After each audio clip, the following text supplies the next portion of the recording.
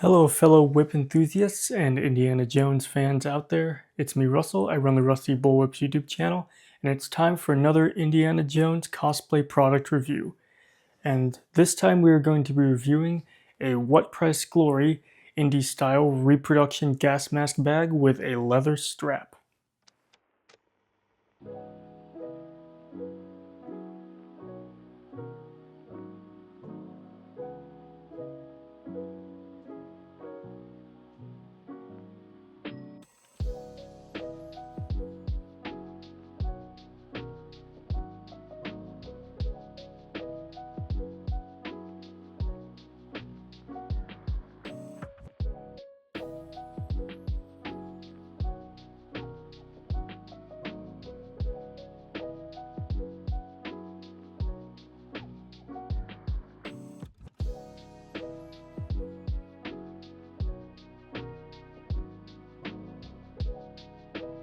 So I actually ordered this bag around the same time that I ordered the Harrison.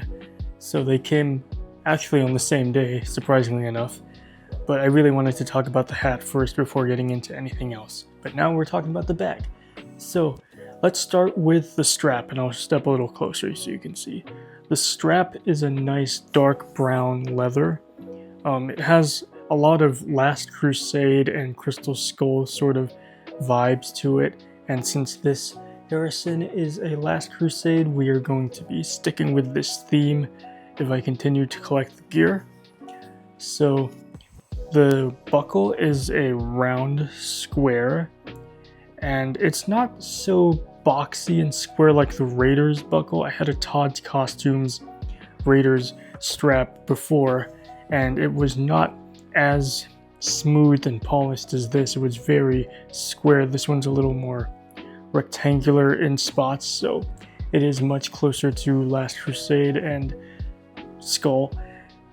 And it sits nicely on my shoulder. You can see me wearing the bag right now, but I will say it does tend to have a little bit of weight, and with a lot of these satchels you are kind of gonna get that weight on your shoulder, so just be advised. I'll give you guys a quick little 360 so you can see what it looks like from behind.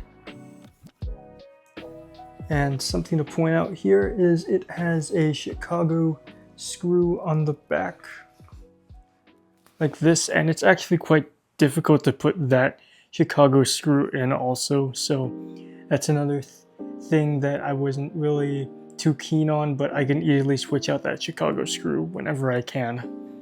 So I'm just gonna show you guys a quick little close-up of the leather itself. It's a nice dark brown, grainy cowhide. It actually has some light distressing on it, and it's much more easy to see in person, but it has a nice sort of quality to it, and it doesn't come super dry in the mail. It feels nice and supple, so that's also a big thumbs up to What Price Glory. Okay, so let's take a closer look at the bag itself.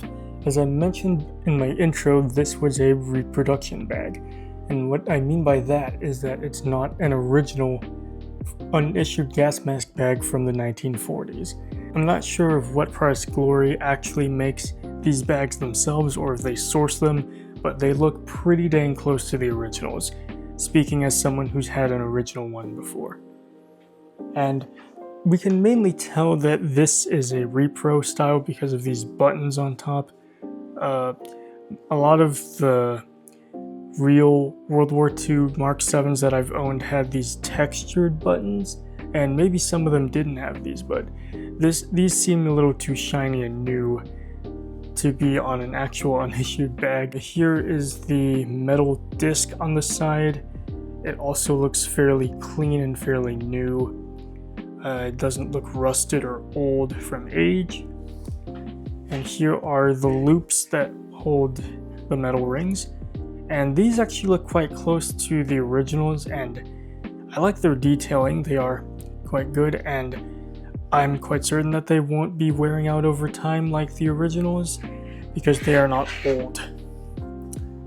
So here at the bottom, are the two ventilator vents here. They look pretty good.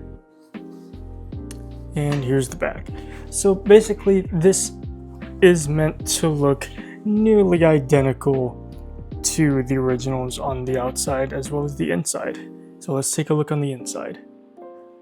On the other side of the flap here, we have the Mark VII logo and the WG 1942 markings. And I guess they all have these because they're trying to replicate that. And essentially the inside of the bag is the same as an original. It has the two pockets, one is deeper than the other, and it does have a deeper pocket here. I actually had to cut that small little divider because it was still attached in there. And here's the other pocket. Let me show you the other pocket. Basically the same as an original bag. It really is a good bag. You can use this for work or school or just going on a trip, or if you are going on an adventure. And it has a lot of room to put things in. And I'll show you what I personally put inside. So since I'm not an adventurer like Indiana Jones himself, I am not taking this bag out into the jungles or the deserts or fighting bad guys in a temple. This bag has a lot more freedom with what I can put inside. So we'll start with Altoids, wintergreen Altoids. If you're a fan of Jurassic World Rebirth, you'll recognize these as Dr. Henry Loomis's favorite snack to munch on. I'm not sponsored, by the way, so I'm going to be showing a bunch of snacks here. So that was the first box of Altoids. Let's put in a sealed box of Altoid mints, because you can never go wrong with too many Altoid boxes. Who knows when you might need them. Another Jurassic World Rebirth prop artifact, the Snickers bar. Ooh, the dreaded Snickers bar. Be careful when you're eating these in an enclosed lab environment. Mini Snickers bars, because why not? And when we're all ready to go, we can just seal up the bag and just line up this button snaps like that. And these do hold quite tight, so you don't have to worry about any of your artifacts or any of your little chocolate candy bars falling out. And here is how the bag sits once again, and I'm just going to be wearing the hat because it's the only other piece of indie gear that I have right now.